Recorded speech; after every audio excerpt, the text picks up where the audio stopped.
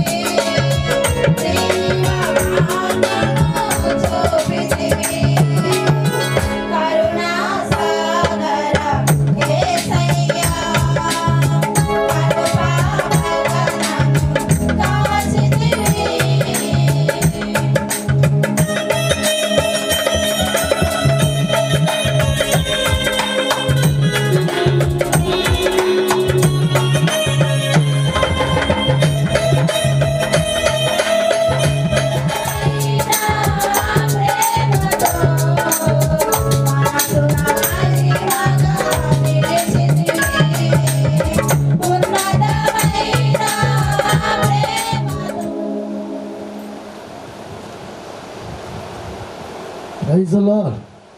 హల్లెలూయా. గట్టిగా చేతులెత్తి హల్లెలూయా. ఈ సమయంలో మరొక పాటని మనం విందాము. పాట వాలంటీర్స్ పురుషులు సిద్ధంగా ఉండాలని ప్రేమతో కోరుకుంటూ ఉన్నాం. స్తోత్ర హల్లెలూయా. త్వరగా రావాలి.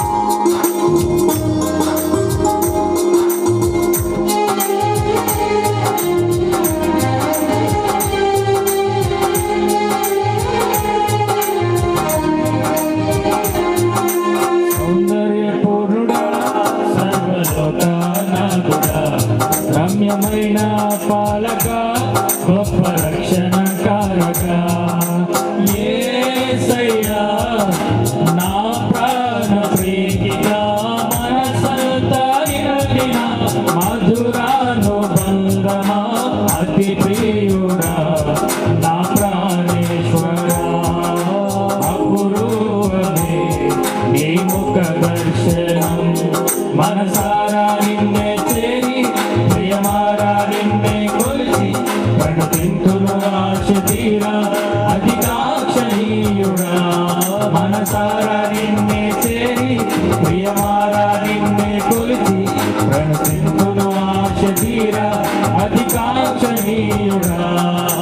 సౌందర్యపూర్ణుడా సర్వలోకనాథుడా రమ్యమైన పాలక గొప్ప రక్షణ కారక స్తోత్రం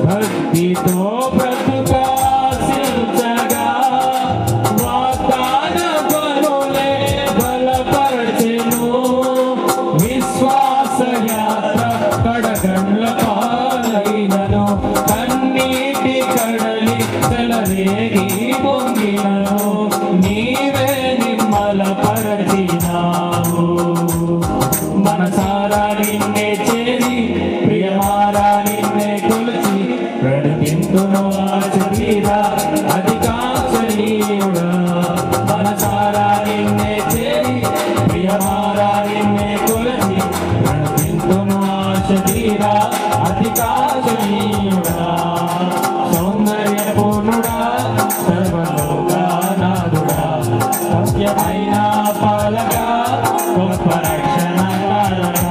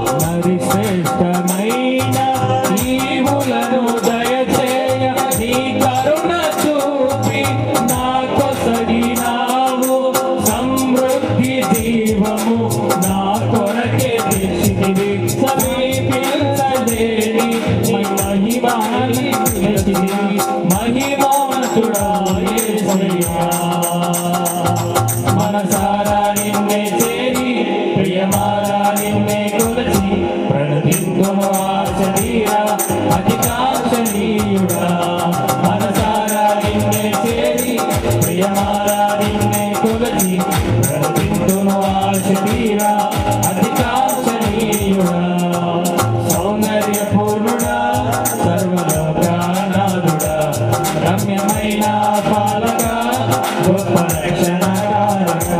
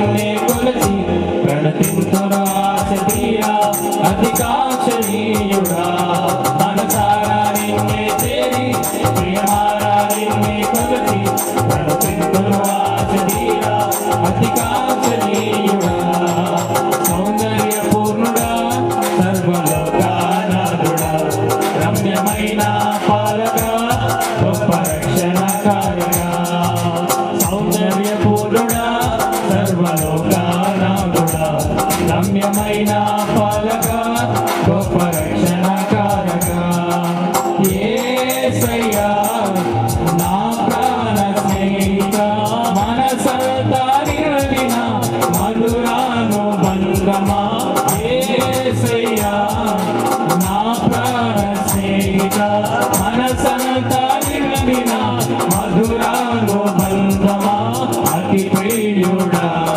నా ప్రాణేశ్వర అపురూపమే నీ ముఖ దర్శనం అతి ప్రియుడా నా ప్రాణేశ్వర అపురూపమే నీ ముఖ దర్శనం మనసారా నిన్నే చేరి ప్రియమారా నిన్నే కొలచి ప్రణతింతును ఆశ తీరా అధికాంక్షణీయుడా మనసారా నిన్నే చేరి ప్రియమారా నిన్నే కొలచి ప్రణతింతును ఆశ తీరా అధికాంక్షణీయుడా మనసారా నిన్నే చేరి ప్రియమారా నిన్నే కొలచి ప్రణతింతును ఆశ తీరా అధికాంక్షణీయుడా మనసారా నిన్నే చేరి ప్రియమారా నిన్నే కొలచి ప్రణతింతును ఆశ తీరా అధికాంక్షణీయుడా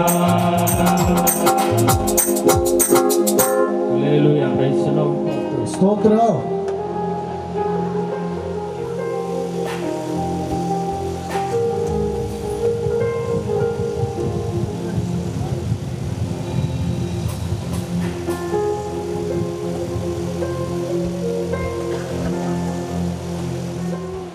నేను తాళంచగా తాళుకానైతిని నీ సన్నిధిలో తాళుకానైతిని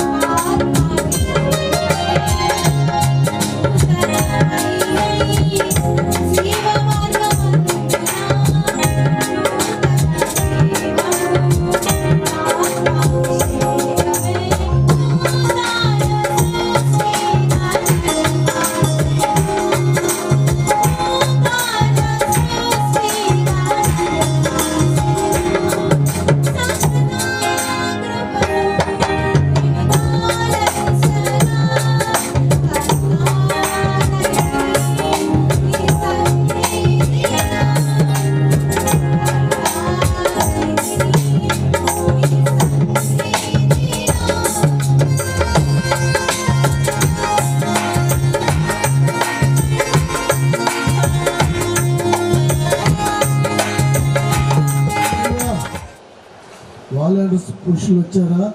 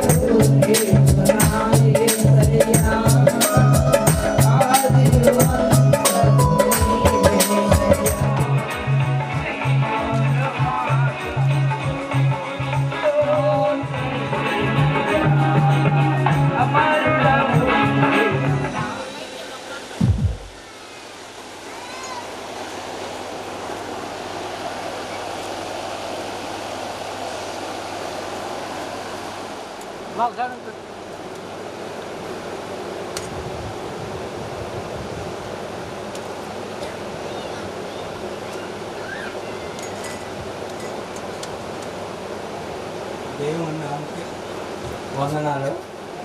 ఇక్కడికి వచ్చిన మీ జనులందరికీ, విశ్వాసులందరికీ, పాస్టర్లందరికీ నమస్కారాలు.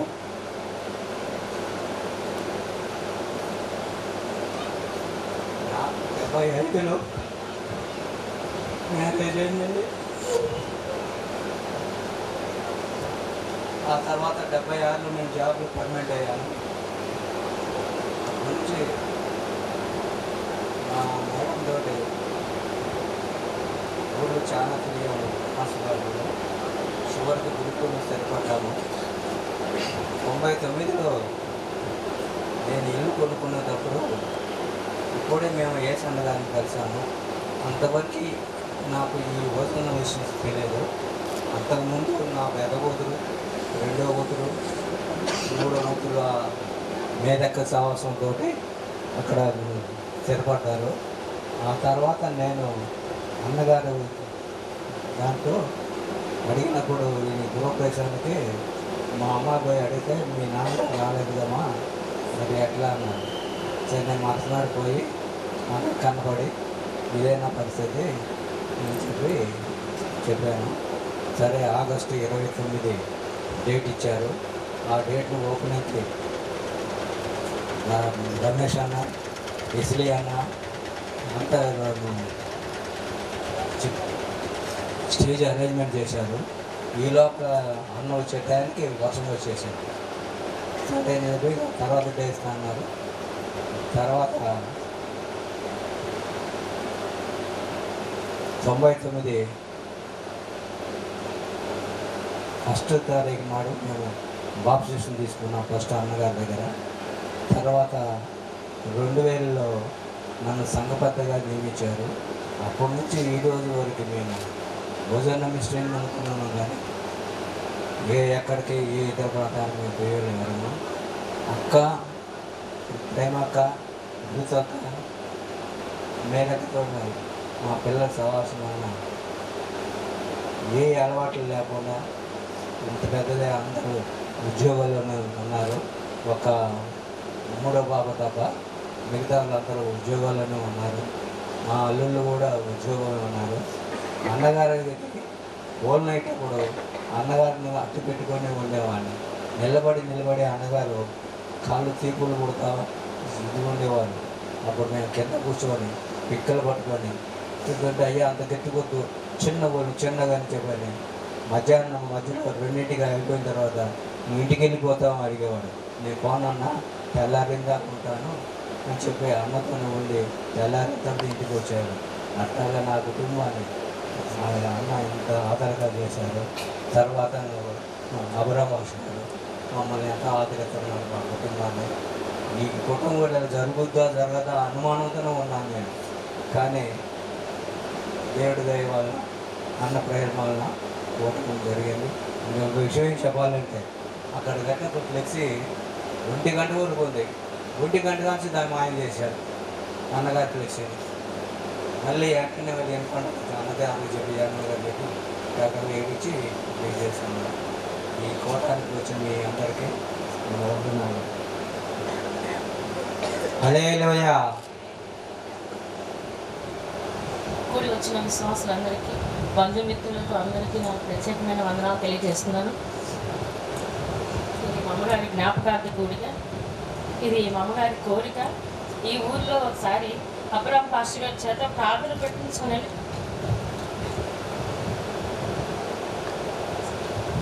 ఆవిడ బతికిన రోజుల్లో కోరుకున్నారని నాన్న పట్టుదలతో ఈ కూటం పెట్టించారు. అన్న బిజీగా ఉంటానన్నా వద్దులే అన్నా అని చెప్పినా వినలేదు. ఆ తర్వాత నేను ఉంటానో ఉండను అని ఆయన విశ్వాసంతో కోరికతో ఈ కూటం పెట్టడం జరిగింది. ఈ కూటానికి వచ్చేసి సేవకులందరికీ నా ప్రత్యేకమైన వందనాలు తెలియజేస్తున్నారు. అంతేకాదు ఈ మినిస్ట్రీ ద్వారా, సేవకుల ప్రార్థన ద్వారా మా కుటుంబం ఎంతగానో ఆశీర్వదించబడింది, ఎంతో వర్ధిల్లింది. ఆర్థికంగాను ఆత్మీయంగాను దేవుడు మమ్మల్ని ఎంతో బలపరిచారు. అనేక దీవెనలు మేము పొందుకొని ఉన్నాము. మేమే కాదు, మా పిల్లలు కూడా దేవుని సహవాసంలో, ఈ మందిరంలో, ఈ పరిచర్యలో ఎదగాలని ప్రేమపూర్వకంగా వినయంతో దేవుడిని ప్రార్థిస్తూ ఉన్నాను. చివరి శ్వాస వరకు, కడల వరకు మేము నమ్మకంగా, యథార్థంగా మేము బ్రతకడానికి దేవుడు మా పట్ల చేసిన కార్యాన్ని జ్ఞాపకం చేసుకుని కృతజ్ఞత కలిగి మేము జీవించడానికి మీరందరూ మా కుటుంబం కోసం ప్రార్థన చేయమని ప్రేమతో కోరుకుంటున్నాను. ఈ అవకాశం ఇచ్చిన దైవ సేవలకు నా ప్రత్యేకమైన సమయం అందరూ దయచేసి తల్ల వంచండి.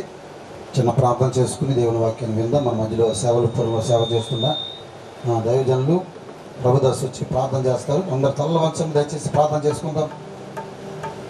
స్వరూపి గొప్ప దేవుడా, సర్వాధికారి, మీ ప్రశస్తమైన పరిశుద్ధమైన నామానికి వందనాలు, స్తుతులు, స్తోత్రాలు చెల్లిస్తూ ఉన్నాం. కుటుంబ సభ్యులు ప్రార్థించి ఎదురు చూసిన రీతిగా ప్రభువ, మీ ప్రియ సేవకులు అబ్రహాం అన్నగారిని ప్రభువ మా ప్రాంతంలోనికి మీరు నడిపించినందుకై మీకే కృతజ్ఞతలు, స్తుతులు, స్తోత్రాలు చెల్లిస్తూ ఉన్నాం. ఈ మధ్యాహ్న కాల సమయంలో ప్రభువ మీ సేవకులు మీ పక్షమై నిలిచి మీ మాటలు బోధించబోతూ ఉండగా ప్రభువ సేవకులు మీ ఆత్మతో నింపండి నాయన, మీ బోధగా వాడుకోనండి. కుటుంబానికి, ఈ ప్రాంతానికి కావలసిన శ్రేష్టమైన అమూల్యమైనటువంటి విషయాలను పరిశుద్ధమైన బైబిల్ గ్రంథములో నుండి మీరే మాకు బోధించి మహిమ, ఘనత, ప్రభావములు మీ నామమునకు మాత్రమే పొందుకొనమని యేసు పరిశుద్ధ నామమున అడిగి వేడుకొని ప్రార్థిస్తూ ఉన్నాము తండ్రి, ఆమేన్. ప్రభు పేరిట ఆదరణ తెలియచేస్తున్నాను. మా ప్రియులు సుధీర్ గారు, దైవజలేశ్వర గారితో వరకు ఉన్న శ్రేష్టమైన సహవాసం, అనుబంధం దైవజలేశ్వర గారి దగ్గర చక్కగా ఇంత క్రితమే చెప్పారు. అన్న దగ్గర మేము కూర్చునేవాళ్ళం, అన్నకి సేవ చేసేవాళ్ళం, పరిచయం చేసేవాళ్ళం అని. వారు దైవజలేశ్వర గారి ఎడల చూపిన ప్రేమ, చేసిన పరిచర్యను బట్టి కుటుంబం అంతటిని దేవుడు ఎంతో చక్కగా ఆశీర్వదించి బిడ్డలందరికీ మంచి భవిష్యత్తుని దేవుడు అనుగ్రహించారు. ఇక అమ్మగారి గురించి చెప్పాలంటే, తల్లి మంచి పోరాటం పోరాడి విశ్వాసాన్ని కాపాడుకుని తమ పరుగును తుదముట్టించి ప్రభు సన్నిధికి వెళ్ళారు. చాలా దైవభక్తి కలిగిన తల్లి. కుటుంబం కోసం, బిడ్డల కోసం ఎంతో ప్రయాసపడేది, ప్రార్థన చేసేది, బిడ్డల్ని చక్కని త్రోవలు నడిపించింది. ఎన్నో శ్రేష్టమైన అనుభవాలు ఆ బిడ్డలకి నేర్పి, మరి జ్ఞానవంతురాలైన స్త్రీ తన ఇల్లును కట్టుకుంటుందని వ్రాయబడిన ప్రకారం చక్కగా కుటుంబాన్ని కట్టుకొని బిడ్డల్ని ఎంతో ప్రయోజకులుగా మార్చి సిద్ధయ్య గారి వెనకాల మరి అన్ని విషయాలు సహకారంగా ఉంటూ మన ఆశీర్వాదకరంగా జీవించి దేవుని పిలుపుని అందుకుని అమ్మ దేవుని సన్నిధికి వెళ్ళారు. సంవత్సరం అయింది. నీతిమంతుని జ్ఞాపకం చేసుకున్నట ఆశీర్వాదకరమగును అని వ్రాయబడింది. ఆ తల్లి కోరిక చొప్పున ఈ గ్రామంలో కోరికను ఏర్పాటు చేయాలి అనేది మరి అయ్యగారి యొక్క వాంఛ. వాస్తవం మొన్నే గుడారు పండుగ అయ్యి చాలా పనులు ఉన్నాం. ఒకవైపున దేహం అలసిపోయింది, పనులేమో ఇంకా చాలా ఉన్నాయి. వీలు పడదేమో అయ్యగారు అని చెప్పన్నాను. కానీ అయ్యగారు పట్టుదలతో పలు పర్యాయాలు వచ్చి అడుగుతూ ఉంటే ఆ తండ్రిని ఇబ్బంది పెట్టడం నాకు ఇష్టం లేక లేదు. ఏర్పాటు చేసుకున్న అయ్యగారు నేను వస్తానని చెప్పి ఈరోజు రావడానికి ప్రభు సహాయం చేశారు. దైవభక్తి కలిగిన కుటుంబం, సేవను ఎంతో ప్రేమించే కుటుంబం, సేవకుల మీద ఎంతో అపారమైన ప్రేమ కుటుంబానికి. దీన్ని బట్టి నేను ప్రభుని స్తుతిస్తున్నాను. తల్లి లేని లోటుని ప్రపంచంలో ఎవరు తీర్చలేదు. ఎప్పుడైనా కానీ నేను ఎప్పుడు చెప్తూ ఉంటాను, మనుషులు ఉన్నప్పుడు మనకు వాళ్ళ విలువ తెలియదు అని అనలేము కానండి. కొన్నిసార్లు మనుషులు ఉన్నంత వరకు మన వాళ్ళే కదా ఉంటారులే అని అనుకుంటూ ఉంటాం. కానీ ఆ మనుషులు దూరం అయిపోయినప్పుడు గుండెకి చాలా బాధగా ఉంటుంది. దాంట్లో తల్లికి బిడ్డలకి ఉన్న ఆ బంధం అనేది చాలా గొప్పది. సో తల్లి లేని లోటు ఈ సృష్టిలో ఎవరు తీర్చలేరు. ఒక దేవుడు మాత్రమే ఆ లోటును తీర్చగలుగుతాడు. మరి దేవుడి కుటుంబానికి తల్లిగా ఉండి, తల్లి ఉందనుకోండి అందరూ సమకూర్చబడతారు. మా ఇంట్లో మా అమ్మ ఉన్నప్పుడు ఏదో ఒక సందర్భాన్ని అందరూ కలుసుకునేవారు. మా ఇంట్లోనే కాదు, ఏ ఇంట్లోనైనా వాళ్ళు రాకపోయిన అందరినీ పోగు చేసి ప్రయాసపడుతుంటే తల్లి మనకు దూరం అయిపోతే ఇక ఎవరి దారి వాళ్ళది అట్లా ఉండిపోతూ ఉంటారు. కానీ దేవుడి కుటుంబానికి తల్లిగా ఉండి తల్లి స్థానాన్ని దేవుడే భర్తీ చేసి బలపరిచి నడిపించాలని, మరి అయ్యగారు కూడా దేవుడు తోడుగా ఉండాలని, వారు పెద్దవాళ్ళు అయ్యారు, వారికి దేవుడు ఆరోగ్యాన్ని ప్రసాదించి వారి ప్రయత్నాలన్నింటిలో దేవుడు తోడుగా ఉండి సేవలో పరిచర్యలో మరింత మహిమగా వాడుకోవాలని కోరుకుంటున్నాను. ఒక చిన్న మాట బైబిల్ నుండి మీకు వినిపించి నా మాటలు ముగిస్తాను. వెంటనే నేను మళ్ళీ బయలుదేరి వెళ్ళాలి. నాకు చాలా పనులు ఉన్నాయి, కానీ కుటుంబం మీద ప్రేమతో నేను ముందు కూడా పక్కన పెట్టేసి ఇక్కడికి రావడానికి ప్రభు సహాయం చేశారు. బైబిల్లో యెషయా గ్రంథం 57వ అధ్యాయంలో రాయబడిన 1-2 మాటలు మనం ధ్యానం చేసుకుందాం. 57వ అధ్యాయం యెషయా గ్రంథం. నీతిమంతులు నశించుట చూచి ఎవరునూ దాన్ని మనసున పెట్టరు. భక్తులైన వారు తీసుకొని పోబడుచున్నారు. కీడు చూడకుండా నీతిమంతులు కొనిపోబడుచున్నారని ఎవరికీ తోచదు. వారు విశ్రాంతిలో ప్రవేశించుచున్నారు. తమకు సూటిగానున్న మార్గమున నడుచువారు తమ పడకల మీద పరుండి విశ్రమించుచున్నారు అని వ్రాయబడింది. ఇక్కడ నీతిమంతులు, భక్తులు, తమకు సూటిగానున్న మార్గమున నడుచువారు అని 3 గుంపులు వాళ్ళని చూస్తున్నారు. వీళ్ళు కొనిపోబడుతున్నారు, తీసుకొని పోబడుతున్నారు. ఎక్కడికి తీసుకొని పోబడుతున్నారు అంటే విశ్రాంతిలో వాళ్ళు ప్రవేశిస్తున్నారు. అక్కడ వాళ్ళ తమ పడకల మీద పరుండి విశ్రమించుచున్నారని బైబిల్లో గ్రంథస్థం చేయబడింది. యేసుక్రీస్తు ప్రభులు వారు భూమి మీద సంచరిస్తున్న దినాల్లో ఓ చక్కని విషయాన్ని చెప్పారు. అదేంటంటే, ఓ ధనవంతుడు ఉన్నాడు, ఒక పేదవాడైన లాజరు అనే వ్యక్తి ఉన్నాడు. ధనవంతుడు తనకు మెచ్చినట్లు ఇష్టం వచ్చినట్లు సుఖభోగాలు మునిగి తేలుతున్నాడు. దైవజనేశ్వర గారు ఎప్పుడు మాకు చెప్పేవాడు, సుఖంగా ఉండడం తప్పు కాదు, సుఖభోగాల్లో పడిపోకూడదు. సుఖభోగాలు ప్రవర్తిస్తున్న వ్యక్తి బ్రతుకుతున్నాడని పేరు ఉన్నప్పటికీ కూడా అతను చచ్చినవాడనే వాక్యం సెలవిస్తుంది. విపరీతమైన సుఖభోగాలు ఉంటూ ఒక వ్యక్తి జీవించాడు, అతడే ధనవంతుడు. దేవుడు ఒక వ్యక్తికి సమృద్ధిని ఇచ్చాడు అంటే దాన్ని తిని అరిగించుకోలేక అల్లాడిపోమ్మనగా దాని అర్థం. ఒక వ్యక్తికి ఒక సమృద్ధిని ఇస్తే సాటి యొక్క వ్యక్తి యొక్క అవసరాలు తీర్చాలి, ఎదుటి మనిషికి మనం ఉపయోగంగా ఉండాలనేదే. మీరు చూడండి, లోకంలో మనం ఎన్నో చెట్లు, ఫలాలు ఇచ్చే చెట్లు చూస్తాం.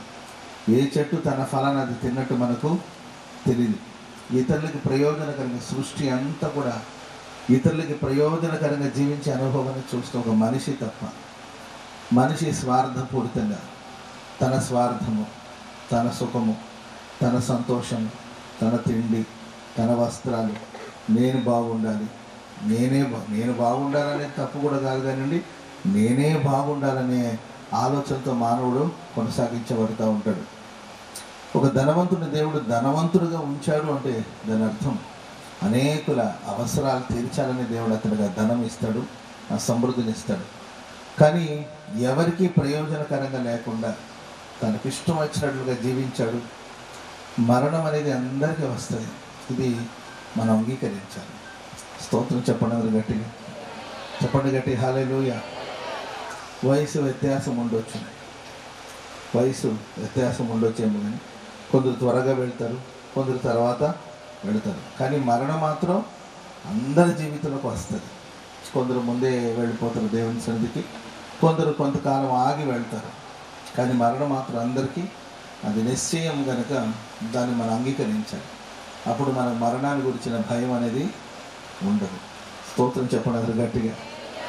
నేను విన్నానండి, ఒక దైవజనుడు లండన్లో ఉంటారు.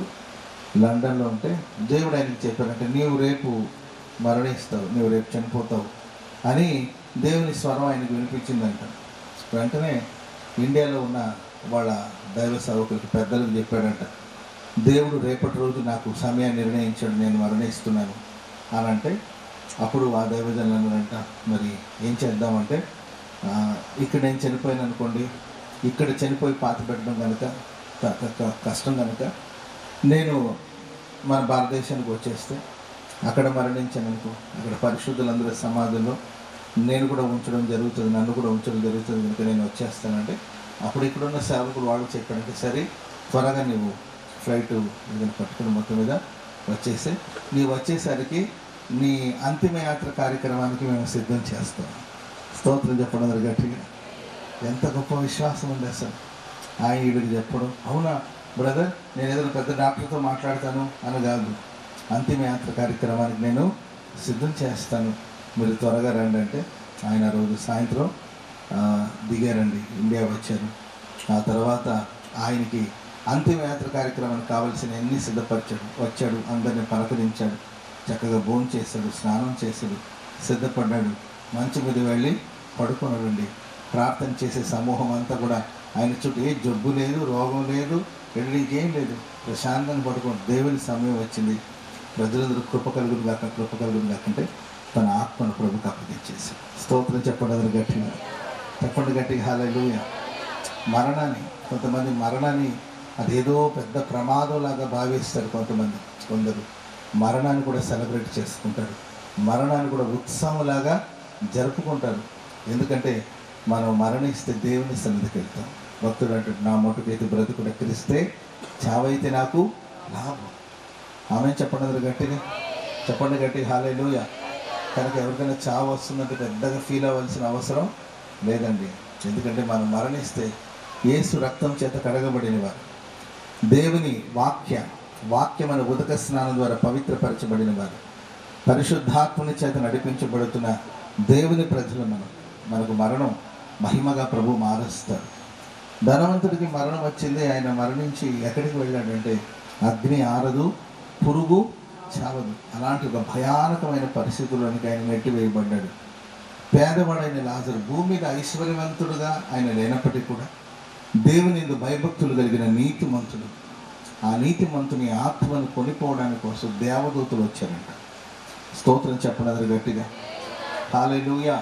ఆ నీతిమంతుని ఆత్మను తీసుకుని వెళ్ళి అబ్రహాము రొమ్మున అతన్ని ఉంచినట్లు బైబిల్లో మనం చూస్తాం. ఇది పాతాళంలో కొన్ని భాగాలు ఉంటాయి. వాటిలో ప్రియులరా అబ్రహాము రొమ్ము అనే ఒక విశ్రాంతి స్థలం ఉంటే ఆ స్థలంలో లాజర్ని ఉంచడం జరిగింది. అగ్నిలో కాలిపోతూ నలిగిపోతూ అల్లాడిపోతూ ఆ ధనవంతుడు అబ్రహాముని ఆయన రొమ్మున ఉంచబడిన లాజర్ని చూసి, తండ్రి అయిన అబ్రహామా, ఇక్కడ నేను ఎంతో వేదన అనుభవిస్తున్నాను, యాతన పెట్టబడుతున్నాను, కష్టపడుతున్నాను, దాహంతో అల్లాడిపోతున్నాను, ఆ లాజర్ను పంపించి తన వ్రేళ్లతో నీళ్లు ముంచి నా నాలుకను తడపడానికి కోసం నా ఎద్దుకు పంపమని అడుగుతున్నాడు. అబ్రహాం అంటాడు, మీరు మా ఎద్దుకు రావడానికి వీలు లేదు. నిత్యత్వానికి వెళ్ళానా, నిత్య జీవానికి వెళ్ళాలన్నా, నిత్య నరకానికి వెళ్ళాలన్నా ఎంపిక చేసుకోవడానికి దేవుడు భూమి మీద మనలో ఉంచాడు. కనుక మనం ఏది ఎంపిక చేసుకుంటామో దాన్ని బట్టి మన జీవితం కొనసాగించబడుతుంది. కనుక ప్రియమైన వాళ్ళారా, యేసు రక్తం చేత కడగబడి నీతిమంతులం అయితే రాజ్యంలో ప్రవేశం సమృద్ధిగా కలుగుతుంది. స్తోత్రం చెప్పడం గట్టిగా. ప్రియ తల్లి మరి మంచి పోరాడే విశ్వాసాన్ని కాపాడుకొని నీతిమంతురాలుగా జీవించి దైవభక్తి కలిగి జీవించి ఆవిడ దేవుని సన్నిధిలో ఈరోజు విశ్రాంతిలో ఉన్నారు. ఆ తల్లికి దేవుడు నియమించిన పడకల మీద పరుండి ఆమె విశ్రాంతి పొందుతుంది. ఆమె చెప్పండి గట్టిగా, చెప్పండి గట్టిగా హల్లెలూయా. నీవు నేను ఇంకా మిగిలి ఉన్నామంటే, నీవు నేను ఇంకా భూమి మీద మిగిలి ఉన్నాము అంటే మనం ఇంకా పరిపూర్ణతను చెందలేము. ఒక చెట్టులో ఒక ఫలం పండిపోయింది అనుకోండి, ఇక ఆ చెట్టు ఆ పండును ఉంచుకోదు. ఆ పండును ఆ చెట్టు వదిలేస్తుంది, అది భూమి మీదకి వచ్చేస్తుంది. అదేవిధంగా ప్రేమైన వాళ్ళరా, భూమి మీద జీవిస్తున్న మనం పరిపూర్ణులుగా మారిపోయామంటే భూమి మనల్ని ఉంచుకోదు, అప్పజెప్పేస్తుంది. మన దేవుని సన్నిధికి వెళ్తాం. కనుక అక్కడ 3 విషయాలు చూస్తూ వచ్చాం. ఒకరు నీతిమంతులు, రెండవదిగా భక్తులు, మూడవదిగా తమకు సూటిగా ఉన్న మార్గమున నడుచువారని వాక్యం సెలవిస్తుంది. కనుక నీతిగా బ్రతకాలి, యథార్థంగా బ్రతకాలి, యేసయ్య నీతిని మనం ధరించుకోవాలి. ఆమె చెప్పండి గట్టిగా, చెప్పండి గట్టిగా హల్లెలూయా. యేసయ్య నీతిని మనం ఒక వస్త్రంలాగా ధరించుకోవాలి. మన నీతి, మనం అన్నదానాలు చేసాము, పుణ్యక్రియలు చేసాము, లేకపోతే ప్రజలకు ఏదో మంచి చేస్తామనేది, ఇవన్నీ కూడా మనిషి నీతి క్రియలు, అది మురికి గుడ్డతో సమానం. కానీ దేవుని నీతిని ఒక వస్త్రముగా ధరించుకొని నీతిమంతులుగా మనం మారాలి. రెండవదిగా భక్తులు, దేవుని భయభక్తులు కలిగి మనం జీవించాలి. భక్తులైన వారు తీసుకొని పోబడుతున్నారని వాక్యలో రాయబడింది. భక్తులు వాక్యాన్ని ధ్యానిస్తారు, భక్తులు ప్రార్థన చేస్తారు, భక్తులు మాలిన్యాలు తమకు అంటకుండా తమను కాపాడుకుంటారని లేఖనాల్లో మనం ఎన్నో శ్రేష్టమైన కార్యాలు చూస్తూ వస్తున్నాం. ఈరోజు ప్రపంచంలో దైవభక్తి లేదు. మనుషులు దేవుని భయభక్తులు నిలపలేకపోతున్నారు. భక్తి అనుభవం లేదు. గట్టిగా మనస్ఫూర్తిగా ఒక గంట ప్రార్థన చేసుకుని ఎంతకాలం అయిందో ఒకసారి ఆలోచించుకోండి. గట్టిగా దేవుని వాక్యాన్ని ధ్యానించి ఎంతకాలం అయింది. దేవుడు ఒక 24 hours మనకి ఇచ్చారనుకోండి, 24 గంటలు నిద్రకు ఒక 8 గంటలు, లోపల ఒక మనం బ్రతకాలి కాబట్టి ఏదో పని చేసుకోవాలి కాబట్టి దానికి ఒక 8 గంటలు, తిండికి వాటికి వీటికి కాలక్షేపానికి సెల్ ఫోన్కి వాటికి వీటికి సమయాన్ని వెచ్చిస్తున్నాం. కనీసం ఒక గంట సేపు అయినా మన ప్రభుత్వంలో ప్రార్థన చేస్తున్నాము. మనస్ఫూర్తిగా ఒక గంట, ఒకప్పుడు 2 గంటలు 3 గంటలు 4 గంటలు ప్రార్థనలో కూర్చునేవాడు. ఇప్పుడు కనీసం మనస్ఫూర్తిగా ఒక పావు గంట కూర్చొని ప్రార్థన చేసుకుంటున్నారంటే ఇవన్నీ కూడా భక్తి అనుభవాలన్నీ కూడా తగ్గిపోయి భక్తి చేస్తున్నాం అనుకుంటున్నారు, కానీ ఆ భక్తిలో ఉన్న శక్తిని గ్రహించలేని స్థితిలో మనం చాలామందిని చూస్తూ ఉన్నాం. కనుక దైవభక్తి కలిగి భక్తులుగా దేవుని సన్నిధిలో మనం జీవించాలి. భక్తులైన వాళ్ళు దైవికంగా దేవుని సన్నిధిలో కొనిపోబడతారు. కనుక మనం దైవభక్తి కలిగి జీవించాలి. అంటే సూటిగా ఉన్న మార్గం అంటే యథార్థమైన ప్రవర్తన, చక్కని త్రోవలో మనం వెళ్ళాలి. సూటిగా నీ మాట అవునంటే అవును, కాదంటే కాదు. స్తోత్రం చెప్పండి అది గట్టిగా. ఈయన బాధపడతాడని ఈయనలాగా, ఆయన బాధపడతాడని ఆయనలాగా వెళ్ళి ఈయన దగ్గర ఒక మాట, ఆయన దగ్గర ఒక మాట, నీ దగ్గర ఒక మాట, నా దగ్గర ఇంకొక మాట. మనిషి మనిషి మనిషి మనిషి కోసం మానవుడు మారిపోతూ వాస్తవత్వాన్ని కోల్పోయి యథార్థతను కోల్పోయి యోబంటారు కదండి, దేవుడు నన్ను చంపినా కూడా నేను ఆయనే నమ్ముకుంటాను. స్తోత్రం చెప్పండి గట్టిగా. ఆయన నన్ను చంపినా సరే నేను ఆయనే నమ్ముకుంటాను. ఇన్ని నష్టపోయావుగా, అన్నీ పోగొట్టుకున్నావు కదా, మరి ఈ పరిస్థితులు నీవు యథార్థతను విడిచిపెట్టవా అని భార్య అంటుందండి. యథార్థత కలిగి ఉండడం వల్ల నీకు కలిగిన లాభం ఏంటి? చాలామంది అంటారు, మీరు ప్రభుని నమ్ముకున్నాడు, దేవుని సేవ చేస్తున్నావు, మందిరానికి వెళ్తున్నావు, దేవుడు నీకేం చేశాడు అని చాలామంది ప్రశ్నిస్తుంటారు. మనం బ్రతికున్నామంటే అది దేవుని ఉచితమైన కృప. స్తోత్రం చెప్పండి గట్టిగా, చెప్పండి గట్టిగా. హల్లెలూయా. స్తుతించడానికి, ఆరాధించడానికి, ఆయన కీర్తించడానికి 100,000 కారణాలు ఉన్నాయి. మన జీవితంలో దేవుడు చేయని కార్యాలు 100లో ఉండొచ్చేమో, కానీ ఆయన మన జీవితంలో చేసిన కార్యాలు 1,000 కార్యాలు, లక్షల కార్యాలు ప్రభు చేశాడు. కనుక నా జీవితంలో ఇది జరగలేదే అనే దానిగా మనం ఆలోచించేసి, ఆయన మన జీవితంలో జరిగించిన కార్యాలు, ఆయన నాకు ఇవ్వలేదే అనేది కాదండి, ఆయన మనకి ఇచ్చిన కార్యాలు ఎన్నో ఉన్నాయి. వాటన్నిటిని బట్టి స్తుతించి స్తుతించి స్తుతించి స్తుతించి ఆరాధిస్తూ ఎల్లప్పుడూ కూడా దేవుని యందు మనం యథార్థమైన ప్రవర్తన కలిగి ఉండాలి. సూటిగా ఉన్న మార్గం అవుతుంది, అది నిత్యత్వానికి వెళ్ళే మార్గం. అది చాలా ఇరుకైన మార్గం, అది కఠినమైన మార్గం కావచ్చు. యథార్థవాది లోక విరోధి అని అంటారు. యథార్థంగా మాట్లాడేవాళ్ళు మనుషులు ఇష్టపడరు, పవిత్రతను బోధించేవాళ్ళు ఎవరు ఇష్టపడరు, నీతి నిజాయితీ గురించి మాట్లాడితే ఎవరు ఇష్టపడరు. తప్పుడు మాటలు కొంతమంది ఆకర్షించబడతారు. ఆ కల్లిబొల్లి మాటలు చెప్పడం, కబుర్లు చెప్పడం, ముసలమ్మ ముచ్చట్లు చెప్పడం, లోక వ్యవహారాలు మాట్లాడడం, వాళ్ళ సంగతులు వీళ్ళ సంగతులు చెప్తుంటే వినడానికి కోసం చెవులన్నీ వాల్చేస్తారు కొంతమంది. ప్రవర్తన కలిగి మనం యథార్థతను ఎట్టి పరిస్థితులు మనం విడిచిపెట్టకూడదు. యథార్థంగా మనం జీవించినప్పుడు మన కోసం ఒక విశ్రాంతి స్థలం ఎదురు చూస్తూ ఉంటాం. స్తోత్రం చెప్పండి గట్టిగా, చెప్పండి గట్టిగా. హల్లెలూయా. అన్న అంటుంటారు, యేసయ్య గారు అంటుంటారు, పరలోకం అరటి పండు లాంటిదంట, భూలోకం అరటి తొక్క లాంటిది. తొక్కను తీసేయాలి, పండు తినాలి. కొంతమంది పండును వదిలేసి తొక్కని తింటుంటారు. ఇక్కడ 30 ఏళ్ళు ఉంటావు, 40 ఏళ్ళు ఉంటావు, 50 ఏళ్ళు ఉంటావు, 60. దేవుడు నేను చల్లగా చూస్తే 100 ఏళ్ళు ఉండు, తప్పేం లేదు. ఆ తర్వాత అయినా మనం దేవుని సన్నిధికి వెళ్ళాల్సింది. అది శాశ్వతమైన రాజ్యం, అది నిత్య రాజ్యం. యుగాలు మనం యేసుతో పాటు ఉండబోతున్నాం. స్తోత్రం చెప్పడం గట్టిగా. క్రైస్తవ సమాజమా, నీవైనా నేనైనా మనం అందరూ కూడా ఆ శ్రేష్టమైన స్వాస్థ్యమైన పొందుల కొరకే పరుగులు చేస్తున్నాం. ఇది తాత్కాలికమైన జీవితం. మనం యాత్ర చేయడానికి భూమి మీద మన జీవితాలు యాత్ర చేయి మార్గానికి మన యాత్రికులమును పరదేశులం. ఇప్పుడు నేను ఫారిన్ అక్కడికి వెళ్తుంటాం, ఏ దేశానికి వెళ్ళినా అక్కడ పెద్దగా ఉండని నేను ఇష్టపడను. ఎప్పుడు వచ్చేస్తామా మన ఊరు అని అనుకుంటుంటాం. సేవరీతే వెళ్ళాలి తప్పదు. కొన్నిసార్లు అమెరికా వెళ్ళినా నేను 10 రోజులు మించి ఉండను.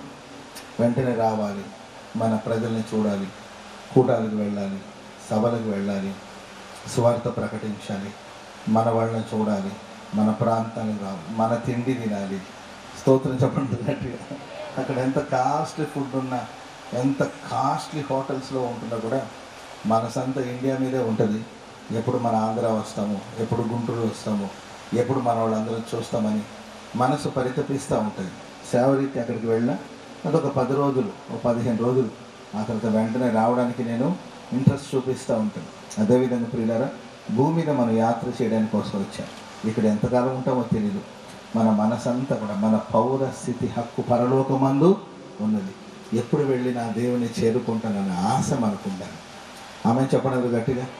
అప్పుడు వీటి మీద వ్యామోహం ఉండదు. స్థలాలు కొన్నానా, పొలాలు కొన్నానా, పొగడ్తలు సంపాదించానా, వీటి మీద పెద్దగా మనకు ఉండదు. ఎందుకంటే మన పౌరస్థితి హక్కు పరలోకంలో ఉంటుంది కాబట్టి వీటి మీద పెద్ద వ్యామోహం ఉండదండి. కనుక లెస్ లగేజ్ మోర్ కంఫర్ట్ అంటారు. అంటే ఎంత తక్కువ లగేజ్ ఉంటుందో మన ప్రయాణాలు అంత అనుకూలంగా ఉంటుంది. కనుక ఇక్కడేదో సంపాదించాలి, ఇక్కడేదో పోగు చేసుకోవాలి, ఇక్కడేదో చేయాలనే దానికన్నా నేను దేవుని రాజ్యంలో ప్రవేశిస్తున్నాను లేదని పరీక్షించుకొని మన మనసు ఎల్లప్పుడూ ఆ ఉన్నతమైన అనుభవాలు పైనున్న వాటినే వెదకమని ప్రభు సెలవిస్తాడు. ఆమె చెప్పడం అందరూ గట్టిగా హల్లెలూయా. అప్పుడు ఇక్కడ మనం దుఃఖపడిపోవడం, మనం అలసిపోవడం, మనం సొమ్మసిల్లిపోవడం, మనం కన్నీళ్ళు పెట్టుకోవడం, ఇలాంటివన్నిటి మీద మనం పెద్దగా ప్రాధాన్యతను ఇవ్వం. ఇంకా చెప్పాలంటే బంధాలు ఇవన్నీ ఉండాలి, బంధాలు బాంధవ్యాలు ఇవన్నీ ఉండాలి, రిలేషన్ని గౌరవించాలి, మంచిది. అంతేగాని ప్రియులారా, ఇవన్నీ కూడా శాశ్వతం మనం ఎప్పటికీ భావించకూడదు. మనం ఈ లోకంలోకి వచ్చినప్పుడు ఒంటరిగా వచ్చాం, ఈ లోకాన్ని విడిచి వెళ్ళేటప్పుడు కూడా ఖచ్చితంగా ఒంటరిగానే వెళ్తాం. కానీ నాకు మాత్రం ఒంటరికి వెళ్ళాలని ఆశ లేదు. వెళితే ఒక 100 మందినైనా తీసుకెళ్ళాలని ఉంది నాకు. మరి బాగోదు కాబట్టి అందుకే ప్రార్థన చేసుకుంటున్నాను, ప్రభా మరి నేను వెళ్ళేటప్పుడు 100 మందిని తీసుకెళ్తే బాగోదు కాబట్టి నీవు వచ్చావనుకో, నీవు వచ్చినప్పుడు ప్రపంచంలో ఉన్న పరిశుద్ధులందరూ ఎత్తబడతారు. ఆ ఎత్తబడి గుంపులో నేను కూడా ఉండాలని కోరుకుంటున్నాను. స్తోత్రం చెప్పడం గట్టిగా. మేఘాల మీద ప్రభు త్వరగా రాబోతున్నాడండి. ఆయన మేఘాల మీద త్వరగా రాబోతుంది. ఇప్పటికీ ప్రపంచ యుద్ధాలు, ప్రపంచంలో జరుగుతున్న కార్యాలన్నీ చూస్తున్నారు. ఇవన్నీ కూడా ఆయన రాకడకు ముందు జరిగే సూచనలు. ప్రభు ఎంతో దూరంగా లేడు, ఎంతో ఆలస్యం చేయడు. ఆయన త్వరగా రాబోతున్నాడు. ప్రతిరోజు గడుస్తూ ఉంటే, ప్రతి సంవత్సరం గడుస్తుంటే నా విశ్వాసం ఏంటంటే ఆయన ఒక అడుగు ముందుకి వేస్తున్నాడు. అంటే ఆయన చాలా దగ్గరగా ఉన్నాడు. స్తోత్రం చెప్పనదురు గట్టిగా గట్టిగా హల్లెలూయా. ఆయన వచ్చినప్పుడు ఖచ్చితంగా అమ్మను కూడా వెంట పెట్టుకున్నాం. అమ్మ మన మధ్యలో లేదని మనం బాధపడాల్సిన అవసరం లేదు. అమ్మ దేవుడి దగ్గర ఉంది. ఖచ్చితంగా ప్రభు వచ్చినప్పుడు ఆ తల్లిని కూడా దేవుడు వెంట పెట్టుకుని వస్తాడు. వేవేల పరిశుద్ధుల సమూహంతో ప్రభు మేఘాల మీద త్వరగా రాబోతున్నాడు. మనం అందరం రూపాంతరం చెంది ఒక కనురెప్ప పాటున మనం రూపాంతరం చెందుతాం. మధ్యాకాశానికి ఎగిసి వెళ్తాం, ఎగిరిపోతాం. అక్కడ మనం యేసుని చూస్తాం. హల్లెలూయా. ప్రస్తుతం ఇక్కడ కూడా వచ్చిన మీరు నిందలు, అవమానాలు, శ్రమలు, బాధలు వీటి గుండా వీళ్ళ ప్రయాణం చేస్తున్నారేమో. ప్రభు ప్రత్యక్షమైనప్పుడు మన దుఃఖం సంతోషంగా మారుతుంది. ఆమె చెప్పడం గట్టిగా. ఒక బిడ్డను కన్న తల్లి బిడ్డను చూసిన వెంటనే ఆమె 9 నెలలు మోసిన ఆ భారం కావచ్చు, ఆమె ఆ ప్రసవ వేదన పడిన బాధ కావచ్చు, చంటి బిడ్డను చూసిన వెంటనే మరిచిపోతుంది కదండి. అట్లా భూమి మీద మన సమస్యలు, మన శ్రమలు, మన పోరాటాలు, బాధలు ఇవన్నీ కూడా యేసును చూసిన మరుక్షణమే మాయమైపోయి దుఃఖం సంతోషంగా మారిపోతుంది. స్తోత్రం చెప్పడం గట్టిగా. ఇక దుఃఖం లేదు, కన్నీళ్ళు లేదు, ఆకలి దప్పిక లేదు, ఆవేదన లేదండి. శాశ్వతమైన రాజ్యము, పరలోక రాజ్యము. ఆ రాజ్య వారసులుగా మనల్ని అందరినీ ప్రభు మార్చాలని కోరుకుంటూ, మరి దానికి కావలసిన సిద్ధపాటు నీతిగా, యథార్థంగా, దైవభక్తిగా జీవించే అనుభవం నేర్చుకోండి. కొంచెం సమయం దొరికినా ఏదో మూల మీద కూర్చొని ప్రభుని స్తుతించండి, ప్రభుని ఆరాధించండి. భక్తి మార్గం నుండి కుడి ఎడమలకు తొలగిపోవద్దు. లోకలు ఇంకా రాబోయే కాలంలో కఠినమైన రోజులు రావచ్చు. దేవుడు లేడు అనేవాళ్ళు వస్తారు. భక్తి లేదు, వ్యక్తి లేదు అనేవాళ్ళు కొంతమంది వస్తారు. రకరకాలమైన భక్తి వ్యర్థమని చెప్పుకునేవాళ్ళు రావచ్చు. కాబట్టి ప్రేమని వలన వాటి వైపు మనం వాటికి మనం ఆకర్షించబడకుండా ఏ కొంచెం సమయం దొరికినా దేవుని స్తుతించండి, ఆరాధించండి, ప్రార్థించండి, ప్రభువులో నిలిచి ఉండండి, బహుగా ఫలించండి, పరలోక రాజ్యాన్ని స్వతంత్రించుకోండి. ఏ మాటలు దేవుడు మన వెనికిడిలో స్థిరపరిచి ఆశీర్వదించుగాక. అందరూ లేచి నిలబడండి. ఒక చిన్న ప్రార్థన చేసుకుందాం. ఒక చిన్న ప్రార్థన చేసుకుందాం అందరూ. Thank you Jesus. హల్లెలూయా. లేచి నిలబడి ప్రభువా, పరలోకలో నీతో యుగాయుగాలు జీవించే భాగ్యాన్ని ప్రసాదించండి. Thank you Jesus. Hallelujah. Hallelujah. దుఃఖం లేదు, కన్నీళ్లు లేదు, శాశ్వతమైన రాజ్యం అది. ఆ రాజ్య వారసులుగా నన్ను మార్చండి స్వామి. నీతిమంతులు కొనిపోబడుచున్నారు, భక్తులైన వారు తీసుకొని పోబడుచున్నారు. Thank you Jesus. Hallelujah. Hallelujah. Hallelujah. మనసారా ప్రార్థన చేసుకున్న ప్రభు సన్నిధిలో యేసురాజా స్తోత్రం, స్తోత్రం, స్తోత్రం, స్తోత్రం. నీ రాజ్య వారసునిగా నన్ను మార్చండి. యుగాయుగాలు నేను నీతో జీవించాలి, నీతో జీవించాలి స్వామి. విశ్రాంతిలో ప్రవేశించాలి దేవా. ఇప్పటికే భక్తులైన వారు కొనిపోబడి తమ పడకల మీద పరుండి విశ్రాంతి పొందుచున్నారు. కూడి వచ్చిన ఒక్కొక్కరిని రక్త ప్రోక్షణ ద్వారా పవిత్రపరచండి, వాక్య ప్రక్షాళన ద్వారా పవిత్రపరచండి, నీ ఆత్మ ద్వారా పరిశుద్ధపరచండి. పరలోకాన్ని గురించిన దర్శనం ఒక్కొక్కరికి దయచేయండి. హల్లెలూయా. హల్లెలూయా. హల్లెలూయా.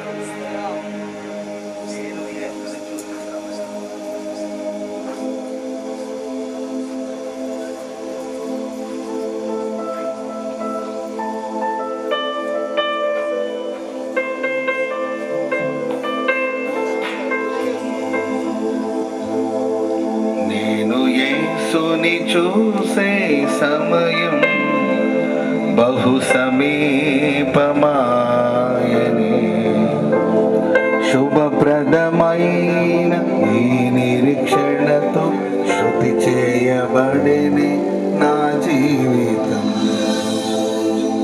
నేను యేసుని చూచే సమయం బహు సమీపమాయని,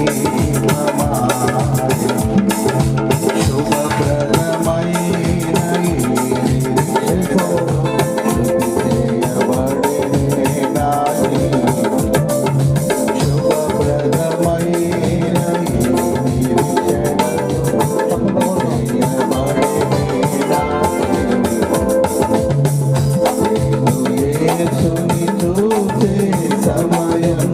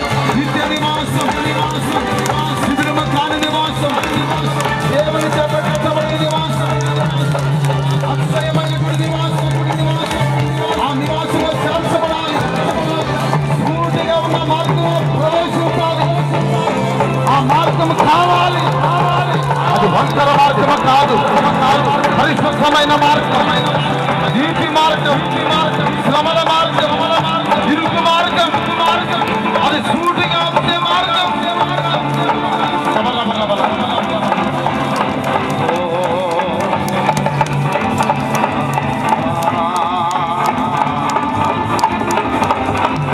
చేతులెత్తి ప్రభానికి సూత్రమని చెప్పండి.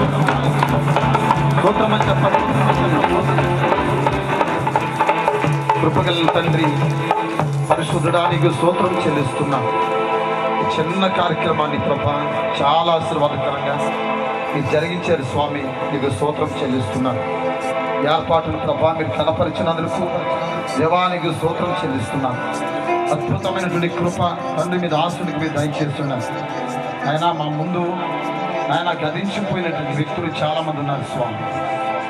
ఆయన మీరు మహిమలో నుండి మరలా తిరిగి వస్తున్నప్పుడు ప్రభా మీ అందరూ నిద్రించినటువంటి తల్లిని మరలా మీరు ఎంత పెట్టుకుని వస్తున్నారని వాక్యంలో రాయబడి ఉంది. నాయన ఇట్లాంటి నిరీక్షణ కలిగిన వారు సమర్పిస్తున్నాను నాయన. వారి హృదయాన్ని ఆదరణతో నింపండి నాయన.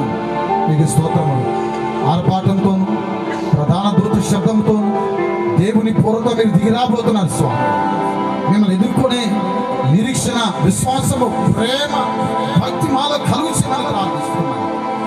మీ సన్నిధిలో స్థిరపరిచి ఆధ్యాత్మికమైన మార్గాలు నడిపించబడి సూటిగా ఉండే మార్గాలు నడిపించబడటానికి మీరే కృప చూపమని ప్రార్థిస్తున్నాను. మీ దాసునికి కృప దయచేయండి. మరింత ఎక్కువ అభిషేకం చేత మీరు నింపండి. నూతనమైనటువంటి బలాన్ని మీద దయచేయండి. సమస్త బలహీనత నుంచి విడిపించి బలపరిచి మీరే వాడుకోమని యేసు నామములో ప్రార్థన చేసి వేడుకొచ్చున్నాను తండ్రి. అందరూ సలామని చెప్దాం ఆమేన్. మన తండ్రి అయిన దేవుని ప్రేమ, కుమారుడు యేసుక్రీస్తు వారి యొక్క కృప, పరిశుద్ధాత్మనితో సహవాసము సన్నిధి ఇప్పుడును ఎల్లప్పుడును సదాకాలం కూడి వచ్చిన బంధువులకి, మరి ముఖ్యంగా తండ్రి గారికి, తమకి ఇచ్చినటువంటి బిడ్డలకి నిత్య ఆదరణ కలుగును కాక. గట్టిగా ఆమెను చెప్దాం. అందరికి వందనాలు. ఈ కార్యక్రమం ఇంతకు ముగించబడింది. దయచేసి అందరికీ ప్రార్థన చేయబడతాయి. మరి ముందుకు వస్తే అట్లాగే మీ అందరికీ ప్రార్థన చేయబడతాయి. అట్లాగే చక్కగా మీ అందరికీ భోజనాలు ఏర్పాటు చేయబడి దయచేసి చక్కగా అందరూ భోజనాలు చేసుకుని వెళ్ళవలసిందిగా ప్రేమతో మనం చేస్తున్నాను. అట్లాగే ముందుకు రండి, ప్రార్థన చేయించుకొని దేవుని ఆశీర్వాదంతో మన గృహాలకు వెళ్దాం. దేవుడు మిమ్మల్ని దీవించి ఆశీర్వదించును గాక.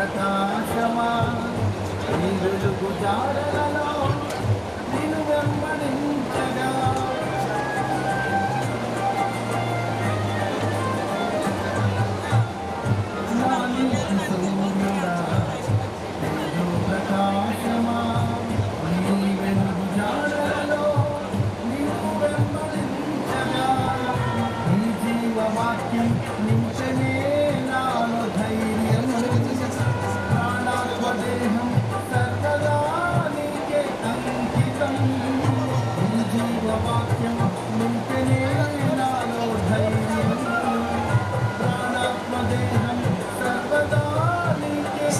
అందరూ దయచేసి భోజనాలు వడ్డించండి. సంఘ పెద్దలు, వినుకొండ సంఘ పెద్దలు భోజనాలు వడ్డించాలి.